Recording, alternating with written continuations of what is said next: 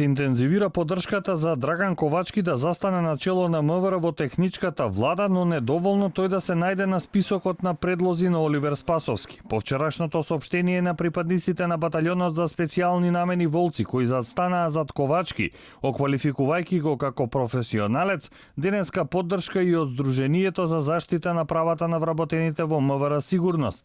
Како вработени во МВР, целосно посветени на службата кон државата, сметаме дека е време професионалец како Драган Ковачки да превземе службата и работата на МВР. После подолг период, неопходна е професионализација на МВР, чии структури се политизирани подолг временски период и особено изобличени со непрофесионални нестандардни систематизации. МВР има потреба од професионалци кои ќе го спроведуваат законот. Сепак шансите Ковачки да биде дел од идниот владин кабинет се мали. Од владеачката партија брифираат дека тој нема да биде меѓу предлозите на Спасовски и очекуваат друг кандидат кој би дошол од ВМРО ДПМН. Предлогот за полковникот Ковачки е спорен заради членот 97 од Уставот, кој вели дека на оваа функција може да биде лице кое е цивил во изминатите 3 години.